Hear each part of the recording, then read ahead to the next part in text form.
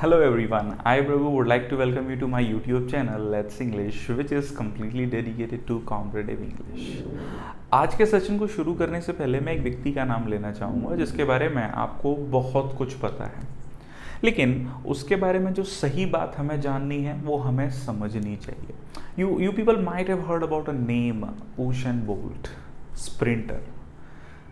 अगर Usain bolt के career की बात करें तो एक धावक हैं, बहुत तेज़ दौड़ते हैं.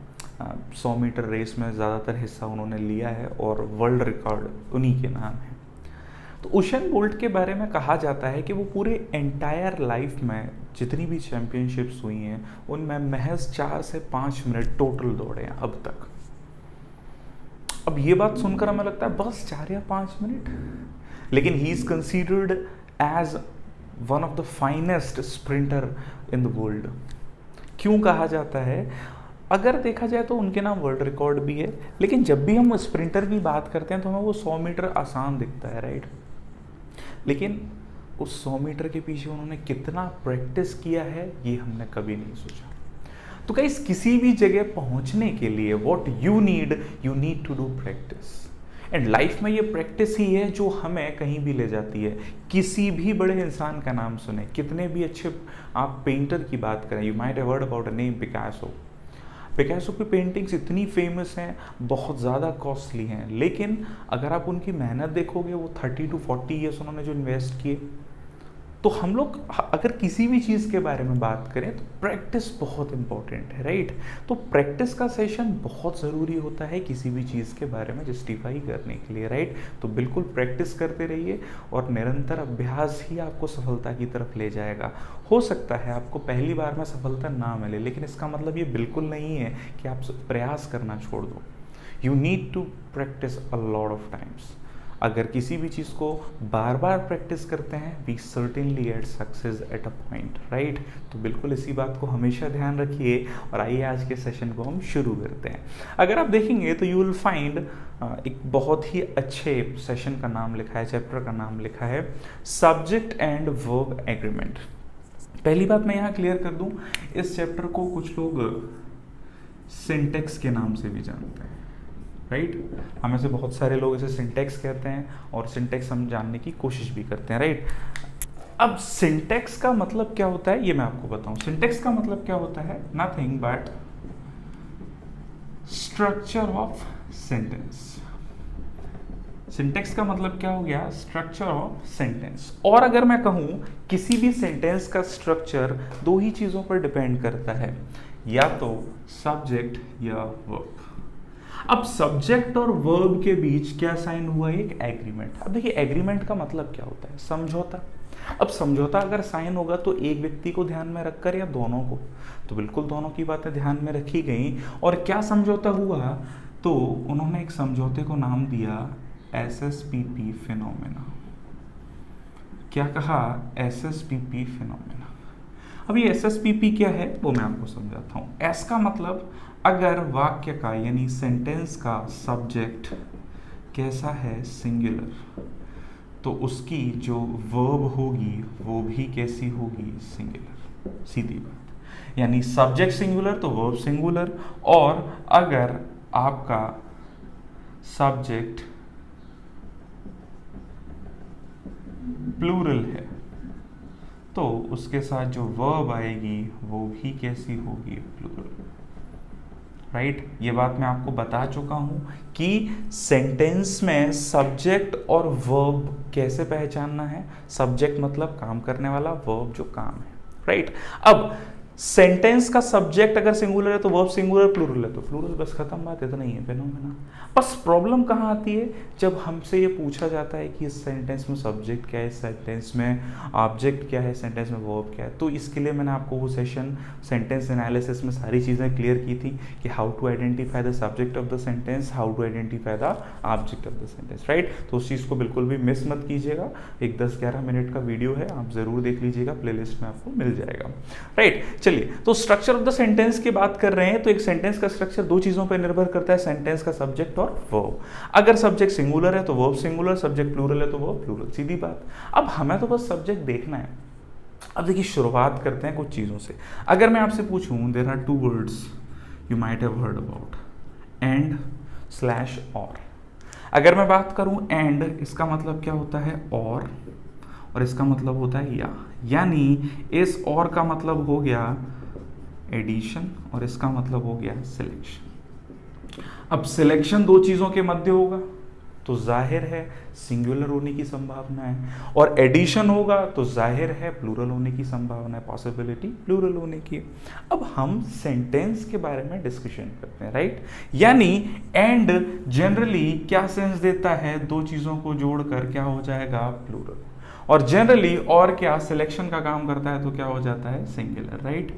अब मैं आता हूं एक सेंटेंस पर, ध्यान दीजिएगा। मैंने लिखा Rajiv and Rohan are coming to the party।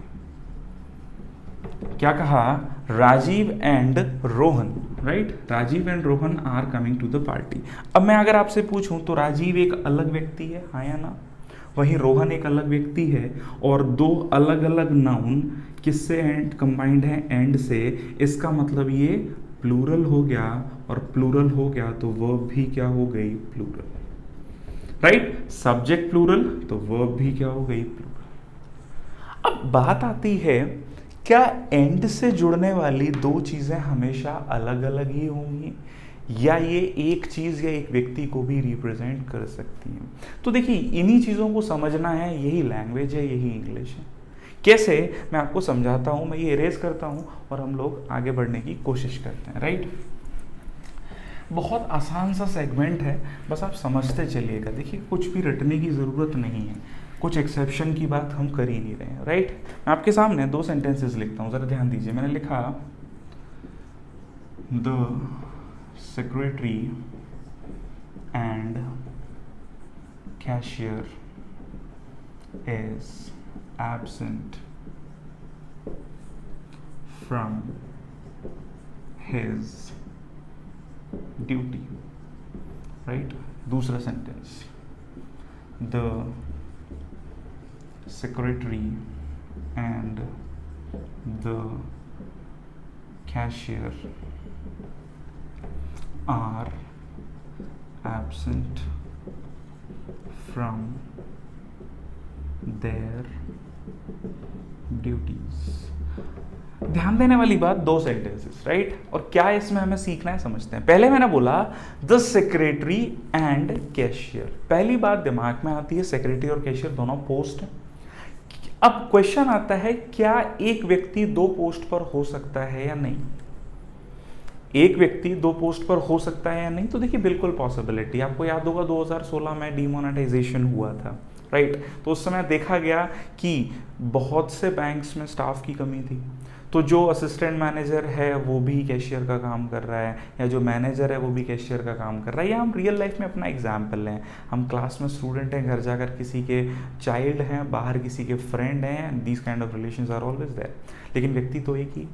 तो कहने का मतलब यहाँ एंड से जुड़ने वाली दो चीजें हैं, लेकिन अगर आप देखें तो आर्टिकल केवल एक के साथ आया है, बाद वाले के साथ नहीं आया।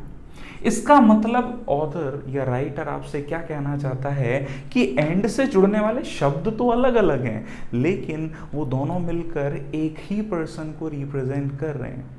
और जब वो एक ही पर्सन को रिप्रेजेंट कर रहे हैं तो इसीलिए वर्ब क्या आई, इज, और आगे प्रोनाउन भी क्या आ गया, सिंगुलर।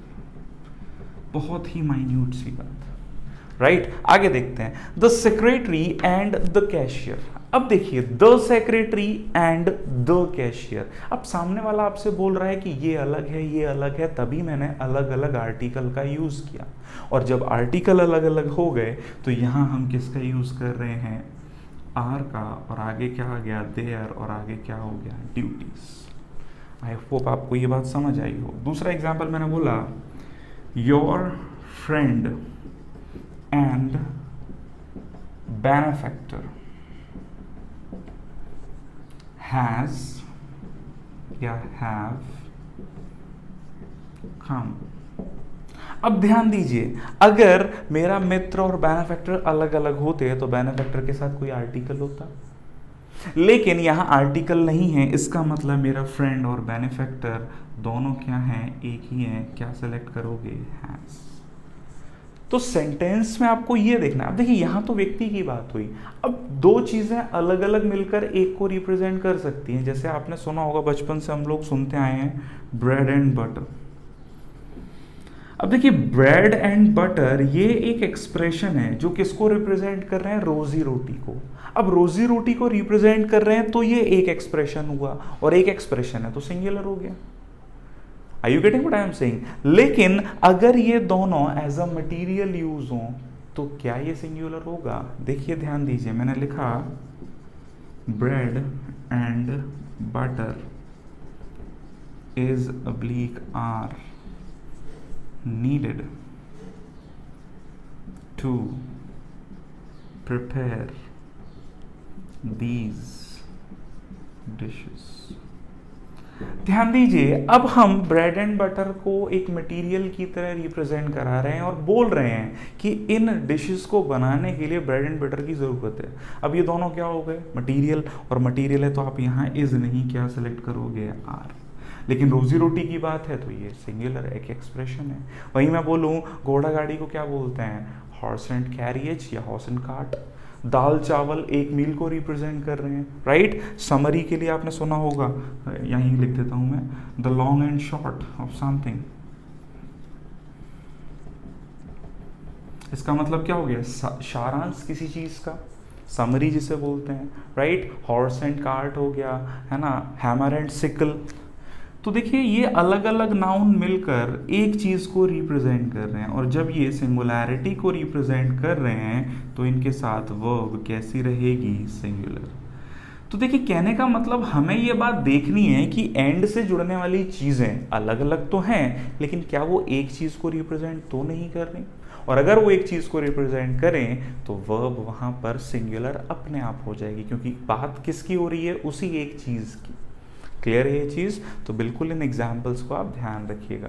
इरेज करता हूँ मैं, आगे बढ़ते हैं हम लोग। अच्छा, एक सेंटेंस और दिमाग में आ जाता है मेरे।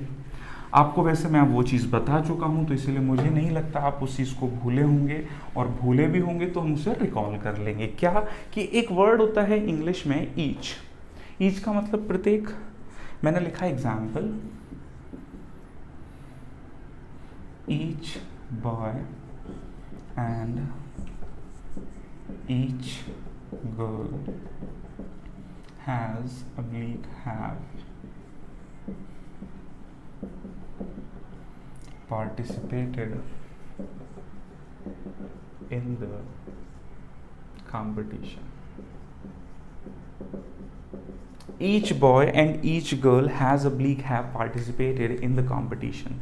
तो कहने वाली बात, अब देखिए सर, एंड से जुड़ने वाली चीज़ें बॉय और गर्ल जो कि सेम तो नहीं हो सकते, ये क्या हैं, दोनों मिलकर अलग अलग ही हैं। अब हमने पहले, कुछ लोगों के दिमाग में आता होगा सर ईच यहाँ आ गया तो इसके साथ क्यों लिखें, तो देखिए पैरेललिज्म तो फॉलो करना पड़ेगा। यहाँ एंड है को यहाँ पर कोऑर्डिनेटिंग कंजंक्शन कहते हैं, तो पैरेलल चीज़ों को फॉलो करेगा, जैसा यहाँ वैसा वहाँ रहेगा। तो हम ऐसा नहीं करेंगे कि ईच हटा दें। अब ईच का मतलब क्या होता है, प्रत्येक। प्रत्येक का मतलब मैं आपको बता चुका हूँ, डिस्ट्रीब्यूशन। और डिस्ट्रीब्यूशन एक साथ होता है या एक एक करके, तो बिल्कुल डिस्ट्रीब्यूशन हम क्या बोलते हैं, 1 to 1। और यही कारण है कि भले ही एंड से जुड़ने वाले दो नाउन अलग अलग हैं, लेकिन उनके साथ आपने क्या एड ज्वाइन कर दिया है, ईच या एवरी भी। अगर ये डिस्ट्रीब्यूटिव वर्ड आ गए तो डिस्ट्रीब्यूशन है, इसीलिए हम क्या सेलेक्ट नहीं करेंगे, हैव। क्या होगा, हैज। क्लियर है ये चीज? तो इस बात का ध्यान रखें विशेषकर, है ना। एक एग्जांपल और मैं अगर यहाँ लिखूं, each day and each hour brings its duty. तो देखिए सिंगुलर, और आगे भी हमने क्या लिखा, इट्स। सिंगुलर प्रोनाउन का ही यूज कर रहे हैं, सिंगुलर वर्ब का। तो डिस्ट्रीब्यूशन होने के कारण ये 1 to 1 हो गया, और जैसे ही ये 1 to 1 हुआ, वर्ब हमने और प्रोनाउन हमने क्या यूज किया, सिंगुलर। अब भले ही यहाँ पर क्या आ रहा है, एंड, और दोनों नाउन अलग अलग है। लेकिन हम क्या कर रहे हैं, डिस्ट्रीब्यूशन। तो देखिए ये छोटी सी और माइनर सी चीज़ें हैं जो मैं आपको समझा रहा हूँ, और आप इनको समझेंगे तो you will find it very. अच्छा, आप लोगों ने आज तक मच वगैरह सुने होंगे, मोर सुने होंगे। तो देखिए मैं आपके सामने एक एग्जाम्पल लिखता हूँ, ज़रा ध्यान दीजिएगा। राइट, मैंने लिखा much of what you have said has oblique have been said by others. Right? एक और example, more than one year has oblique have been passed since I saw him. ध्यान देने वाली बात, much of what you have said। अब देखिए much of जो आपने कहा उसमें से बहुत कुछ, आप खुद देखिए क्या यहाँ much एडजेक्टिव का काम कर रहा है या नाउन का। Getting it, much of what जो कहा उसमें से सिलेक्ट कर रहे हैं, तो ये मच यहाँ क्या है, नाउन। वैसे ही मोर भी यहाँ क्या कार्य कर रहा है, नाउन का। अगर डिग्री के लिए आता तभी एडजेक्टिव होता, अभी ये क्या काम कर रहा है, मोर देन 1 ईयर, ये यहाँ मोर क्या है, नाउन।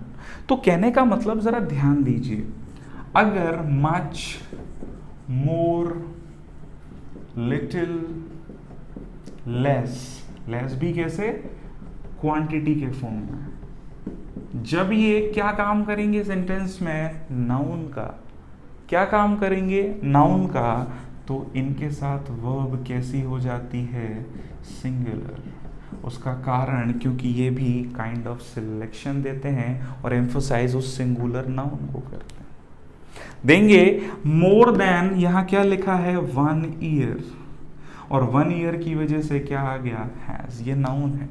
वैसे ही much of what you have said, right, तो मच ऑफ के लिए हमने यहां क्या सिलेक्ट कर लिया, हैज। मैंने कहा the little of good manners, the little of good manners makes your life sweet. अगर आप चाहो तो मैं एग्जाम्पल लिख दूं, the little of good manners, right. अब गुड मैनर्स में से क्या सेलेक्ट किया, द लिटिल, अब इसके लिए क्या हो गया, makes your life sweet। तो सीधा सा जस्टिफिकेशन कि जब क्वांटिटेटिव वर्ड क्या काम करें वहां पर, नाउन का, तो एक क्वांटिटी तो एक ग्रुप हो गया, और एक ग्रुप हो गया तो ये क्या हो गया आपका, सिंगुलर। राइट, तो इस चीज को जरा ध्यान दीजिएगा। राइट, मैं इरेज करता हूं, बहुत ही इंपॉर्टेंट एस्पेक्ट है जो हमें ध्यान से समझना था। राइट, अब छोटी छोटी चीज़ें हैं जो हमें समझनी है। जैसे अगर मैं आपसे पूछूं, आप लोगों ने सुना होगा देयर आर 2 वर्ड्स, एक तो होता है द नंबर ऑफ, एक होता है अ नंबर ऑफ। एक लिखा है द नंबर ऑफ, एक लिखा है अ नंबर ऑफ। इनसे रिलेटेड मैं एग्जाम्पल सीधे लिख देता हूं। पहला मैंने लिखा the number of students in the bus is oblique are very high, right। दूसरा मैंने लिखा a number of students is oblique are waiting for their bus। अब देखिए समझते हैं, मैंने कहा 2 शब्द हैं, 2 एक्सप्रेशन हैं, दो फ्रेज हम मान लें, द नंबर ऑफ और अ नंबर ऑफ। अब जरा ध्यान दीजिए, हम इस सेंटेंस से शुरू करते हैं। मैंने क्या बोला, अ नंबर ऑफ स्टूडेंट्स। पहली बात, ऑफ आ रहा है तो सिलेक्शन है, सिलेक्शन है तो आगे नाउन कैसा ही होगा, प्लूरल नाउन दोनों में, राइट, प्लूरल नाउन। अब मैंने कहा अ नंबर ऑफ स्टूडेंट्स। अच्छा, इंतजार कौन करेगा, नंबर या स्टूडेंट्स? गेटिंग? यानी बहुत सारे स्टूडेंट्स अपनी बस का इंतजार कर रहे हैं। इंतजार कौन कर रहा है? स्टूडेंट्स। इसका मतलब ध्यान दीजिए, अ नंबर ऑफ का मतलब क्या होता है? मैनी। और मैनी आया तो हम बात किसकी कर रहे हैं? स्टूडेंट्स। और स्टूडेंट्स हैं तो इसीलिए यहाँ क्या आ गया? आर। राइट? मैं रटा नहीं रहा, रटने के लिए मैं बोल सकता था, मैं समझाने की कोशिश कर रहा हूँ और आप इस चीज को समझिए। अगला देखते हैं, the number of students in the bus. बस में जो विद्यार्थियों की संख्या है, हमने एक अमाउंट के बारे में बात की, यानी बस में जो विद्यार्थियों की संख्या है वो ज्यादा है। अब हम विद्यार्थियों की नहीं बात कर रहे हैं, उनके अमाउंट की बात कर रहे हैं। तो ध्यान दीजिए, द नंबर ऑफ क्या रिप्रेजेंट करता है? अमाउंट। और अमाउंट चूंकि सिंगुलर होता है इसीलिए वर्ब क्या आ गई? सिंगुलर। क्लियर? तो ये the number of singular representation देता है, यानी ये क्या कैरी करता है? सिंगुलर वर्ब, क्योंकि ये किसकी बात कर रहा है? अमाउंट। और अ नंबर ऑफ का मतलब क्या हो जाता है? मैनी। तो इसके साथ वर्ब कैसी हो रही है? प्लूरल। राइट? इस चीज को ध्यान दीजिए, बहुत आसान सी बात है और कुछ नहीं। राइट? इरेज करता हूं मैं और हम आगे बढ़ते हैं। तो देखिए, छोटी छोटी चीजें हैं, छोटी छोटी बातें हैं जो हम समझ सकते हैं, वो मैं आपको समझा रहा हूं। और समझना बहुत जरूरी है, जितना आप समझ लोगे उतना हमारे लिए बेनिफिशियल है। राइट? आगे बढ़ते हैं हम लोग, और अगले पॉइंट को ज़रा समझने के लिए मैं आपके सामने कुछ चीज़ें रखता हूँ और आप समझने की कोशिश कीजिएगा। क्या है वो? जैसे मैंने पूछा आपसे, एक सेंटेंस का स्ट्रक्चर क्या होता है? सब्जेक्ट के बाद वर्ब, वर्ब के बाद ऑब्जेक्ट। राइट? अगर ऑब्जेक्ट को जरूरत है किसी प्रेपोजिशन की तो क्या होगा? Subject plus verb plus preposition plus object. देखिए, ये बात मैं आपको दोहरा क्यों रहा हूं? क्योंकि हम कुछ चीजों को रटते आए हैं। मैं आपको आज समझा देता हूं। क्या समझते हैं? इंग्लिश में एक शब्द आया, क्या? कंजंक्शन। अब देखिए, कंजंक्शन दो चीजों को जोड़ने का काम करेगा। अगर कंजंक्शन किनको जोड़ता है? नाउन को, या किसको जोड़ता है? प्रोनाउन को। तो नाउन या प्रोनाउन जनरली ही क्या होते हैं? सब्जेक्ट होंगे या ऑब्जेक्ट होंगे, हाँ या ना? अब चूंकि हम सब्जेक्ट एंड वर्ब एग्रीमेंट पढ़ रहे हैं तो हमें फोकस अभी किस पे करना है? सब्जेक्ट पर। अब इंग्लिश में ऐसे बहुत से कंजंक्शन हैं जो कैसे यूज होते हैं? पेयर में, यानी एक के साथ एक और कंजंक्शन लिखना पड़ता है जिससे उसका पेयर कंप्लीट हो। जैसे मैंने लिखा आइदर डॉट डॉट डॉट और, neither dot dot dot nor, not only dot dot dot but also, sorry, not only but also. Right? Modern English में not only dot dot dot but also की जगह क्या भी use कर सकते हैं? As well. Right? Pairing conjunction, whether और hardly, अभी हम इनकी बात कर रहे हैं स्पेशली। अब इन चारों कंजंक्शन, या मैं कहूँ इन तीनों कंजंक्शन, चूंकि वो उसी से बना है, इनके बारे में क्वेश्चन आते हैं कि इनके साथ अगर ये क्या काम कर रहे हैं? सब्जेक्ट को जोड़ने का, तो वर्ब कैसी आएगी? अब मैं स्ट्रेट फॉरवर्डली एग्जाम्पल रखने की आपके सामने कोशिश करता हूँ। मैंने पहला एग्जाम्पल ले लिया। राइट? ध्यान दीजिएगा, क्या? आइदर जॉन और his friends is a bleak hour coming today. Right? दूसरा example, neither students nor their teacher, neither students nor their teacher is a bleak hour coming to the school. ठीक, आपके सामने मैंने दो बेसिक से छोटे से एग्जाम्पल लिए। मैं एक बार आपको वापस ले जाना चाहूँगा कि वर्ब से पहले क्या आता है, सब्जेक्ट, वर्ब के बाद क्या आता है, ऑब्जेक्ट, वर्ब से पहले सब्जेक्ट, वर्ब के बाद ऑब्जेक्ट, और अगर प्रेपोजिशन आ रही है तो प्रेपोजिशन से पहले सब्जेक्ट, प्रेपोजिशन के बाद ऑब्जेक्ट। क्या कहा, प्रेपोजिशन से पहले सब्जेक्ट, प्रेपोजिशन के बाद ऑब्जेक्ट, वर्ब से पहले सब्जेक्ट, वर्ब के बाद ऑब्जेक्ट।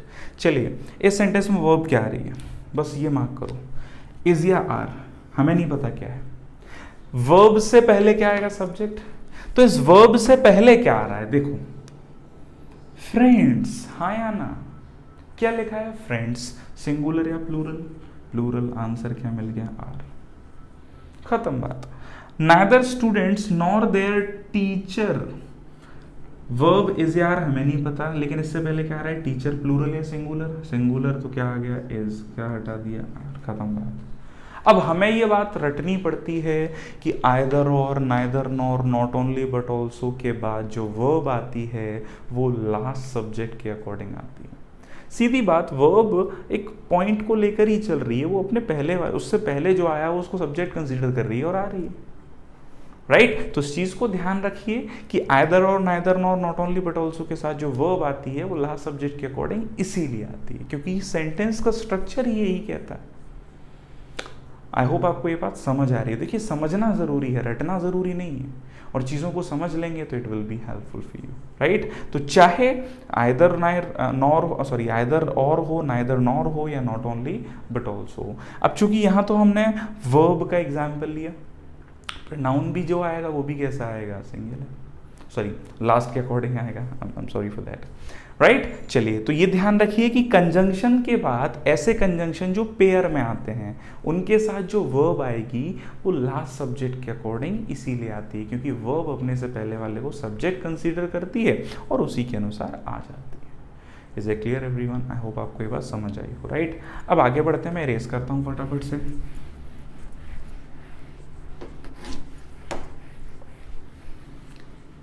देखिए चीज़ें मैंने वहाँ लिख दी हैं और लिख दी हैं तो मुझे लगता है आपको ये चीज़ याद रह सकती हैं और याद रहेंगी तो will be beneficial for you, right. अब ज़रा देखिए, प्रपोजिशन से पहले सब्जेक्ट, प्रपोजिशन के बाद ऑब्जेक्ट, वर्ब से पहले सब्जेक्ट, वर्ब के बाद ऑब्जेक्ट लिखा है वहाँ। अब मैंने यहाँ एक एग्जाम्पल लिखा, देखना ज़रा ध्यान से देखना। Mister Das along with his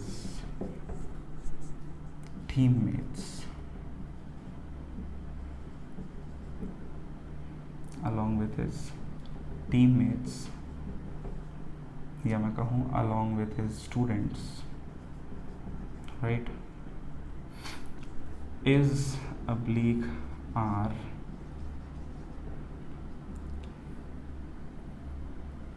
arriving tomorrow। सबसे पहली बात यहाँ क्या लिखा हुआ है, along with, और ये बात हम लोग जानते हैं कि along with कोई कंजंक्शन नहीं, ये क्या है, एक फ्रेजल प्रेपोजिशन। क्या है ये, एक फ्रेजल प्रेपोजिशन, राइट। आपने along with सुना होगा, आपने as well as सुना होगा, आपने together with सुना होगा, accompanied by सुना होगा, राइट, और in addition to बहुत सारे हैं। तो कहने का मतलब along with क्या हो गया, फ्रेजल प्रेपोजिशन। अब प्रेपोजिशन है तो आप देखिए प्रेपोजिशन के बाद क्या आता है, ऑब्जेक्ट, प्रेपोजिशन से पहले क्या आता है, सब्जेक्ट, अलॉन्ग विथ से पहले क्या आ रहा है, दास, यानी मिस्टर दास, और मिस्टर दास सिंगुलर है इसीलिए इसका खत्म, बात ज़्यादा ध्यान ही नहीं लगाना, सिंपल सी बात। यानी प्रेपोजिशन हो या फ्रेजल प्रेपोजिशन हो, इनके बाद जो वर्ब आएगी वो इनसे पहले, यानी अब रटना है तो आप क्या रटोगे, फर्स्ट सब्जेक्ट के अकॉर्डिंग आएगी। किसके अकॉर्डिंग आएगी, फर्स्ट सब्जेक्ट के अकॉर्डिंग, राइट। अब कुछ प्रेपोजिशंस के एग्जाम्पल में याद दूं, जैसे अगर मैंने बोला as well as, together with, with, है ना, ये फ्रेजल प्रेपोजिशन, ये केवल preposition, with, without, right, headed by, governed bye,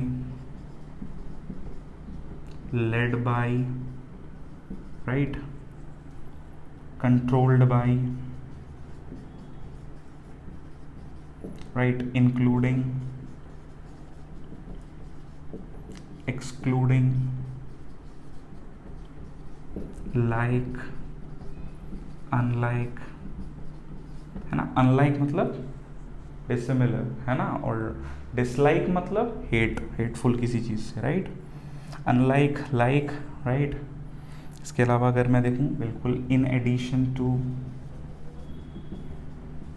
और बहुत सारे, यानी ये सब मिलकर किसको रिप्रेजेंट कर रहे हैं, ये सब क्या हो गए आपके, या तो फ्रेजल प्रेपोजिशन या क्या हो गए प्रेपोजिशन, राइट।